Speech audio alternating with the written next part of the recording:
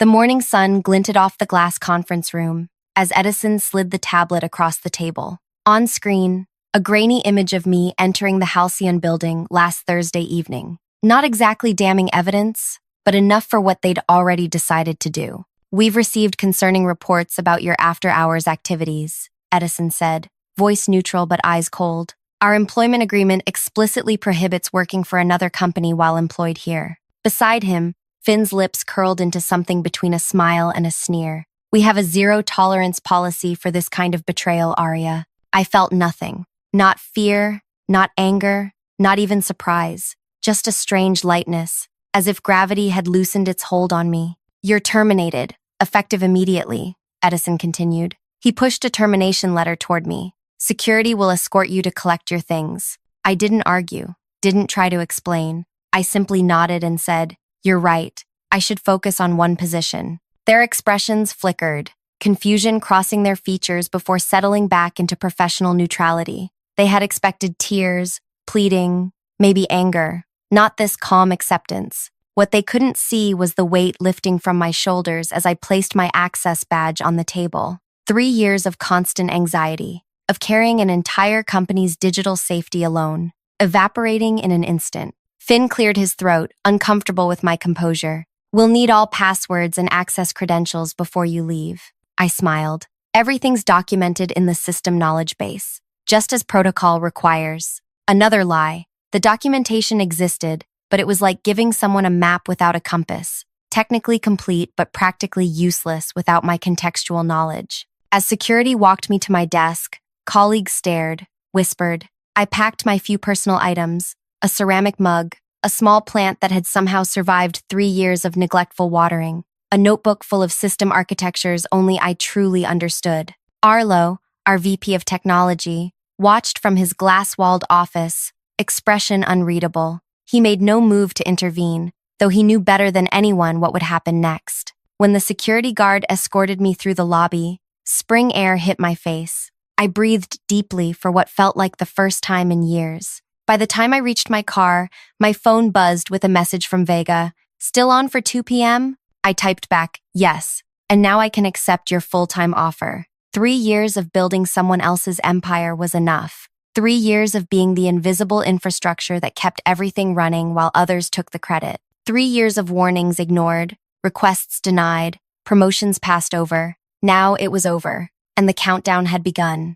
I know you're probably wondering how this story ends. Trust me, you won't want to miss what happens next. If you're enjoying this corporate revenge tale, take a second to hit like and subscribe. It really helps the channel grow. Drop a comment with your thoughts so far. Now, let me tell you how I ended up in this situation. My name is Aria Wesley, and until 40 minutes ago, I was the lead network security architect at a Fortune 500 tech company. The only one, in fact. Not by design. There were supposed to be 5 of us. Budget cuts shrunk that to 3, then resignations to 1. Just me. I never set out to become indispensable.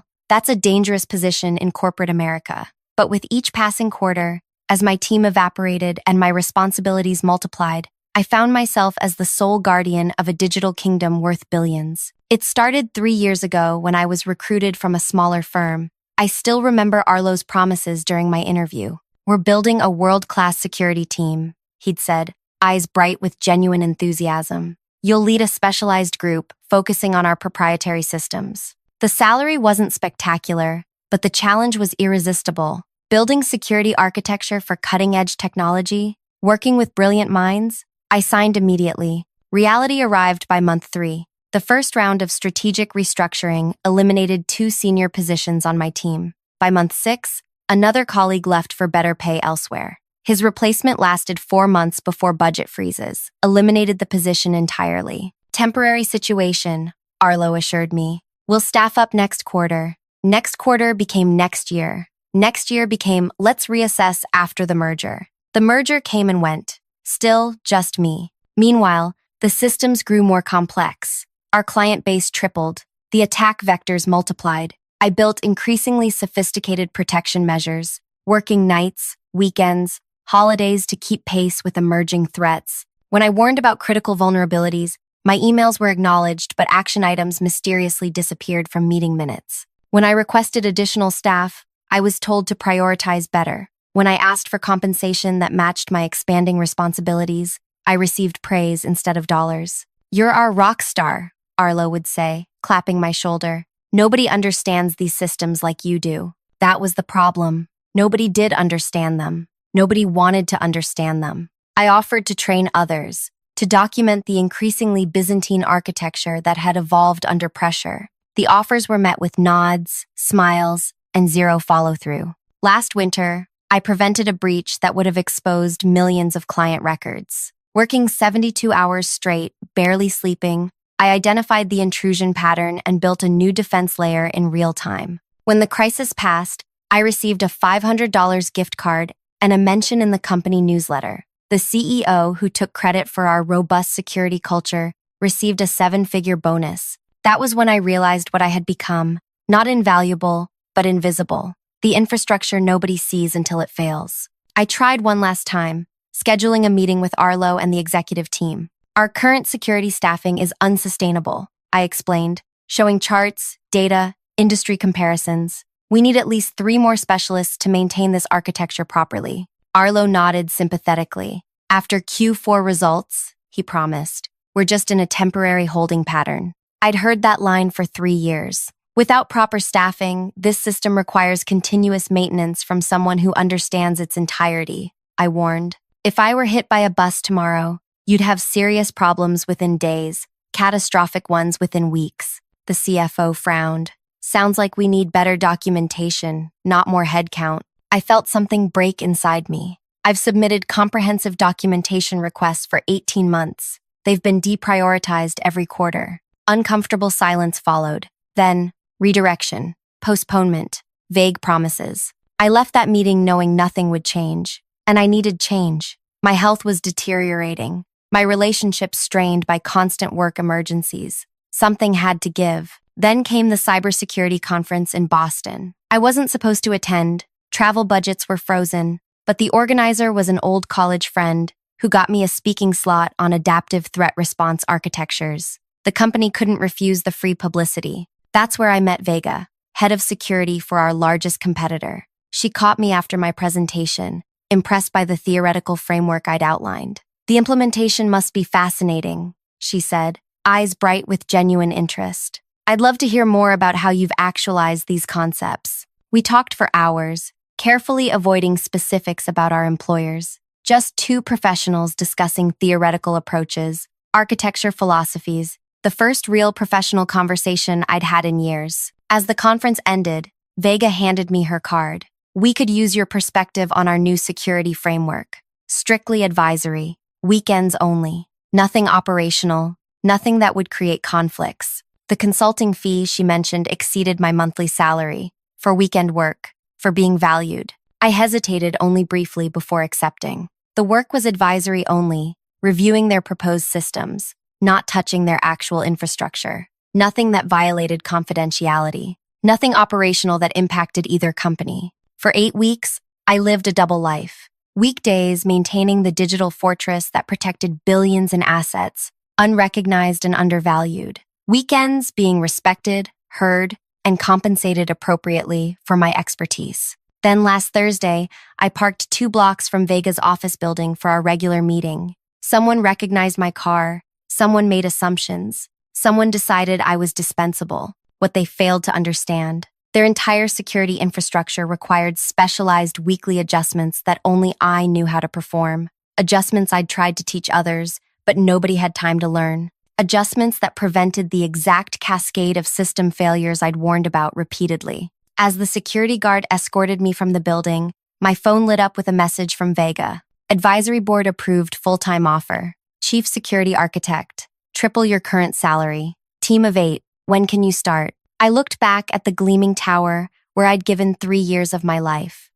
The security guard avoided my eyes, uncomfortable with his assignment. "Is it worth it?" I asked him quietly. "Working for people who discard you this easily?" He had no answer, just a practiced neutral expression. But I saw the flash of recognition in his eyes. He understood exactly what I was asking. I texted Vega back, "I can start Monday." What my former employers didn't realize as they rushed me out. In precisely 72 hours, During end-of-quarter processing, when their data traffic peaked, their entire system would require the specialized maintenance only I performed. The maintenance I'd been begging them to let me train others to do. Not sabotage, not revenge, just the natural consequence of ignoring warnings, of valuing systems over the people who built them. As I drove away, my phone began to ring. Arlo's number. I smiled and turned off the ringer. The clock was ticking. By Friday afternoon, I had signed Vega's employment contract. Chief security architect with a team of 8 specialists,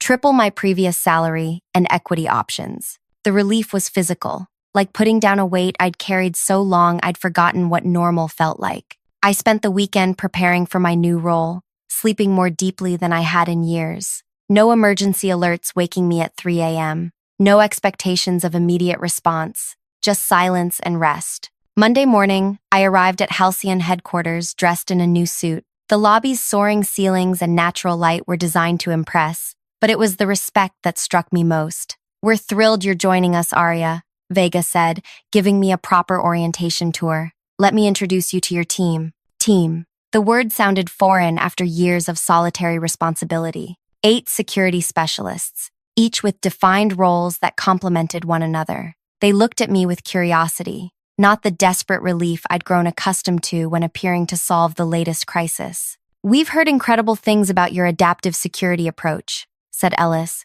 a threat analysis specialist with bright eyes and quick hands. "Looking forward to learning from you." By lunchtime, we were deep in animated discussion about their current architecture. They had questions, thoughtful ones. They challenged my assumptions, offered alternatives, built upon my ideas, rather than simply implementing them. This was what collaboration felt like. I'd almost forgotten. Meanwhile, across town, the first warning signs were appearing at my former workplace. I didn't need spies to tell me. The system's rhythms were as familiar to me as my own heartbeat. Monday afternoon would bring the first authentication bottlenecks as the weekly credential refresh cycle tried to execute without the manual override I always performed. By Tuesday morning, log files would begin to overflow, slowing response times. By Wednesday afternoon, exactly 72 hours after my departure, the cascading failures would begin during end-of-quarter processing peak. I felt a twinge of guilt,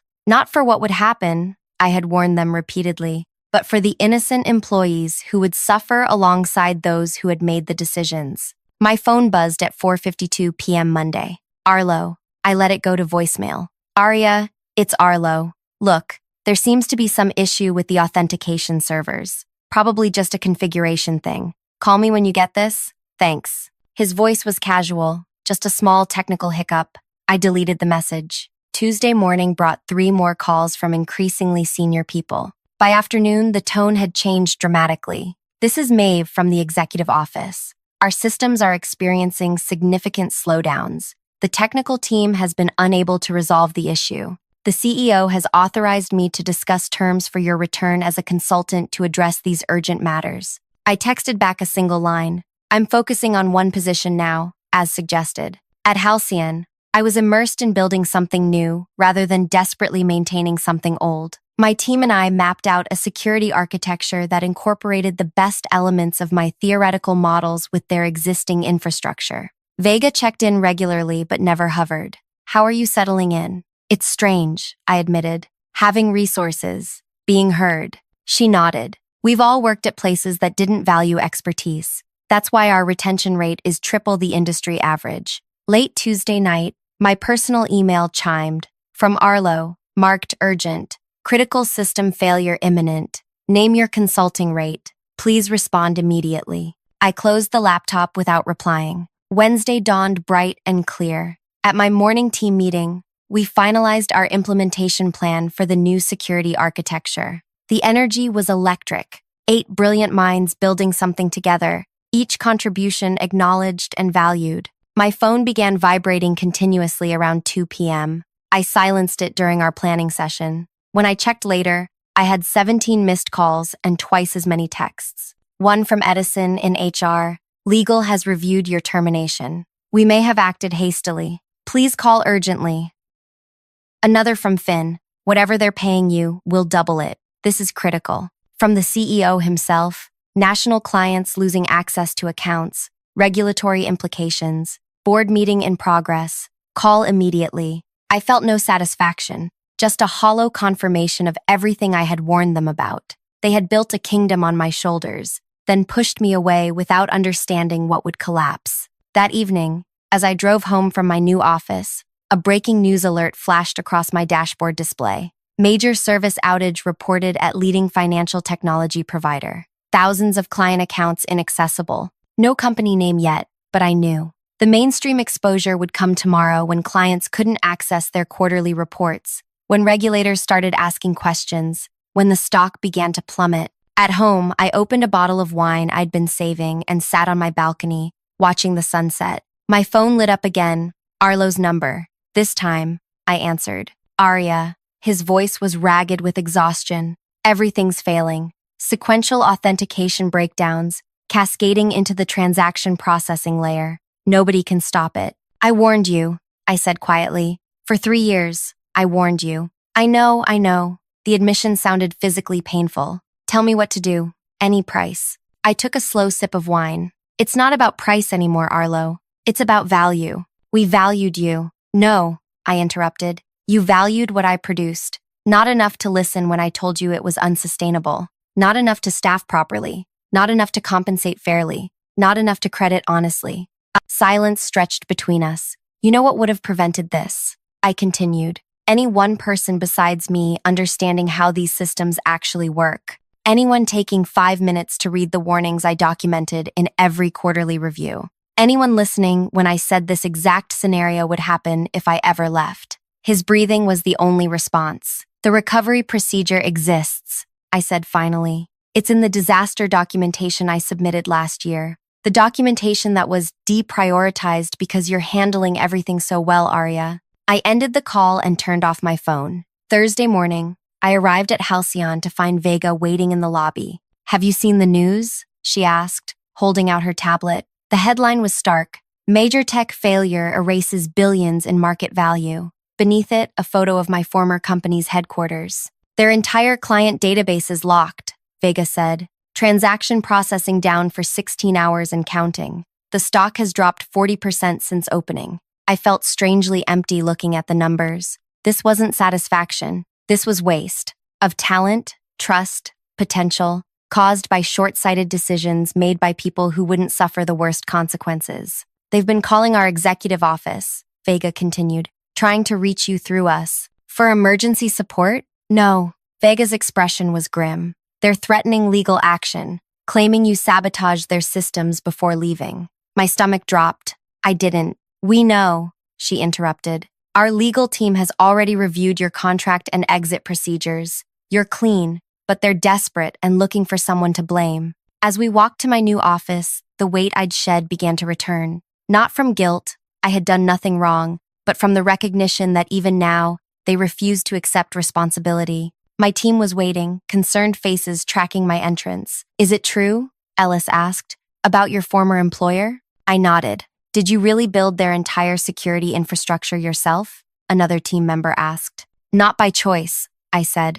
By necessity. Understanding passed between us. The silent recognition of a shared experience. Every person in that room had, at some point, been the unacknowledged foundation others stood upon. Well, Ellis said finally, their disaster is educational for us. Let's make sure our systems never depend on any single person, including you, Aria. The simple wisdom of this statement nearly brought tears to my eyes. This was leadership, acknowledging expertise while preventing unhealthy dependency. We returned to our work, designing resilience into every layer of the new architecture.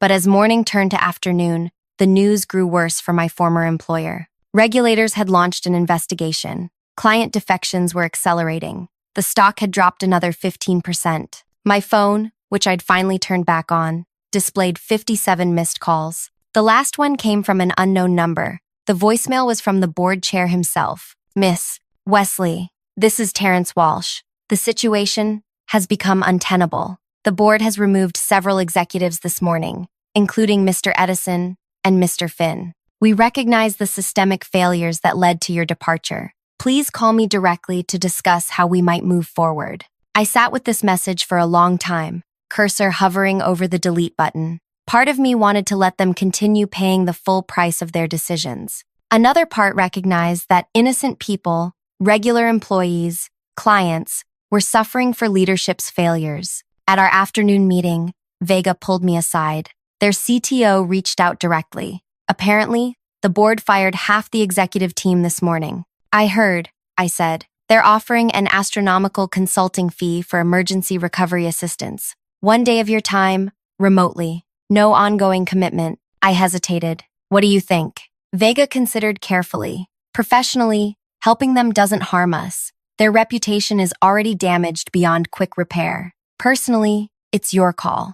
You don't owe them anything. As I walked back to my office, Ellis fell into step beside me. You know, they said casually, sometimes the most powerful message isn't letting someone fail completely. It's showing them exactly what they lost by letting them see you succeed elsewhere. I stopped walking. What do you mean? Ellis shrugged. If you help them recover, they'll always know 2 things. That you could have prevented their disaster, and that you were gracious enough to help them despite how they treated you. That kind of knowledge changes organizations more than bankruptcy. I considered this perspective as I returned to my desk, where my team was already implementing the security architecture we'd designed together. My finger hovered over Terrence Walsh's number. What would truly constitute revenge in this situation? Letting their systems remain broken? Their company possibly collapse? Or showing them exactly what they had discarded? The answer came as I watched my new team working together, each person's contribution acknowledged, each voice heard. I pressed the call button.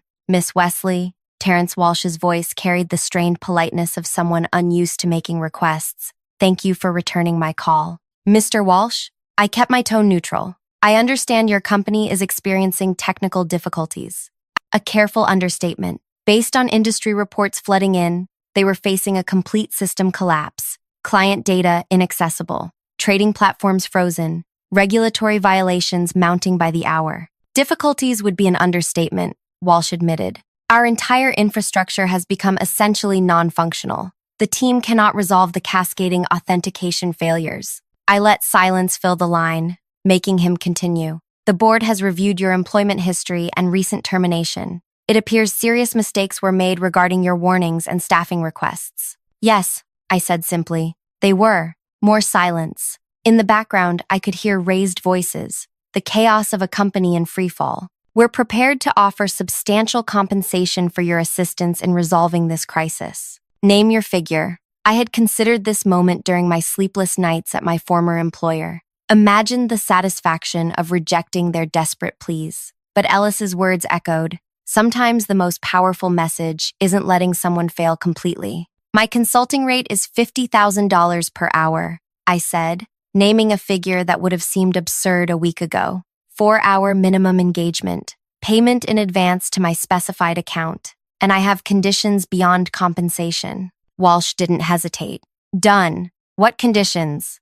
First, I work remotely. I don't set foot in your building. Understood. Second, I provide instructions only. Your team implements. I won't directly access your systems. That's challenging, but acceptable. Third, I receive a public letter of apology, acknowledging that I warned about these vulnerabilities repeatedly and was ignored. Walsh paused. The legal implications are less severe than bankruptcy, I finished. Fourth, every member of my former team who was laid off receives 6 months severance and positive references. The board would need to. Fifth, I continued, you create and fully fund the security team structure I originally proposed, with market rate salaries and proper management support. Silence stretched between us. These aren't just demands for my benefit, Mr. Walsh, I explained. Without these structural changes, you'll be right back here in 6 months when the next person burns out or leaves. I heard papers shuffling,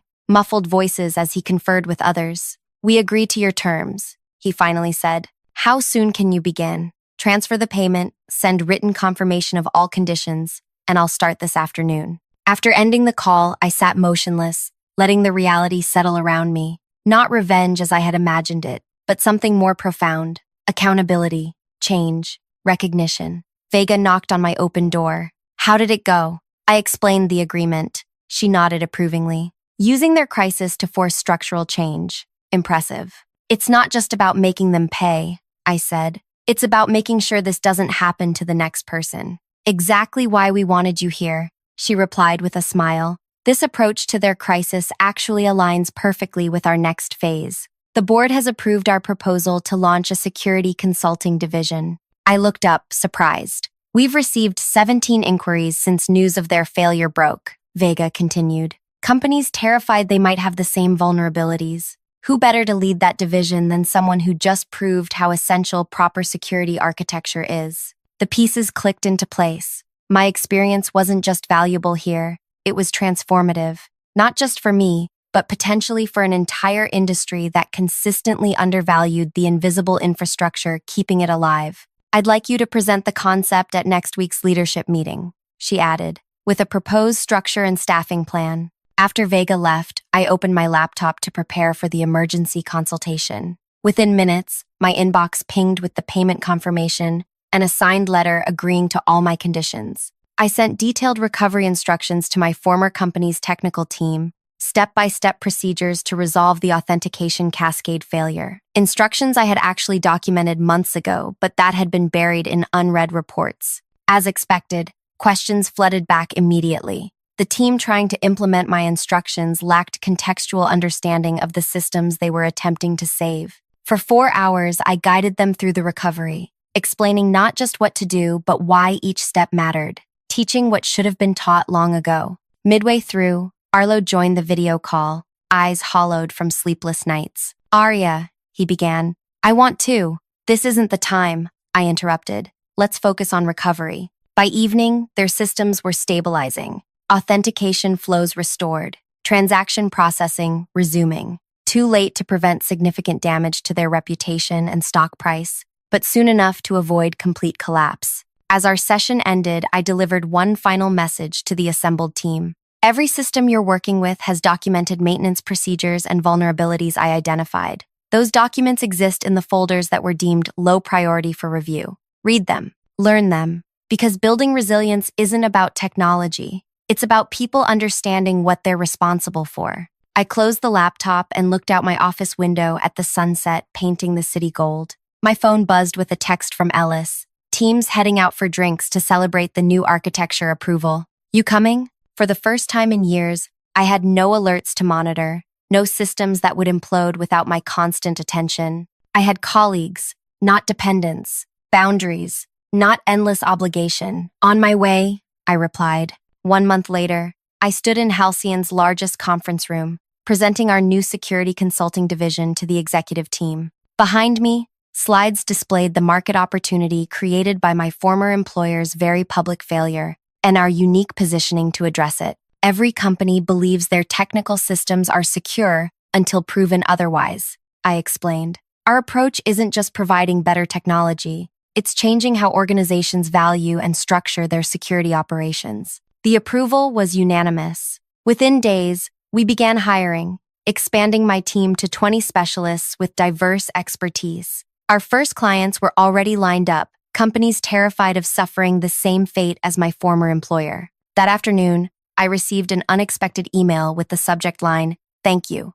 from Terrence Walsh. Miss Wesley, I wanted to personally update you on the changes implemented since your consultation. We've hired the full security team structure you recommended, including a chief security officer reporting directly to the board. Your public letter of acknowledgement ran in today's business section. Most importantly, we've instituted a complete review of all deprioritized documentation from technical staff across the organization, already uncovering critical insights that had been ignored. The cost of these lessons has been steep. Our market value remains 30% below pre-incident levels, and client trust will take years to rebuild. But the cultural change within the organization has been profound. Your impact extends far beyond the technical recovery you guided. If you're ever interested in returning, my door remains open. I closed the email without replying. There was nothing to say. My answer was already visible in industry announcements about Halcyon's new consulting division and my role leading it. 3 months after my termination, I took the stage at the same cybersecurity conference where I'd met Vega. This time, I wasn't speaking as a lone architect, but as the division head of a growing team, presenting our framework for organizational security resilience. In the audience sat former colleagues, including Arlo and the new CSO they'd finally hired. Their expressions as I detailed our client growth, including 5 companies who had transferred their business from my former employer to Halcyon, told me everything. They understood, finally, that what they had lost wasn't just my technical knowledge. They had lost the future I was now building elsewhere. After my presentation, attendees swarmed with questions and business cards. Among them was the new CSO, who waited until others had dispersed. "Your replacement system is impressive," I acknowledged, noting the positive industry reviews their rebuilt security architecture had received. "Built on your foundation," she admitted. "Your documentation was extraordinary once anyone actually read it. You saved them even while leaving." I smiled. "Some lessons can only be learned through consequences." As I gathered my materials, she added, "You know they track your success obsessively now. Every announcement, every client acquisition, measuring what could have been theirs. And there it was, the true revenge. Not their failure, but my success. Not their loss, but my gain. Every achievement at Halcyon was a reminder of what they had discarded. Every innovation my team produced reflected what they could have had if they had listened, valued,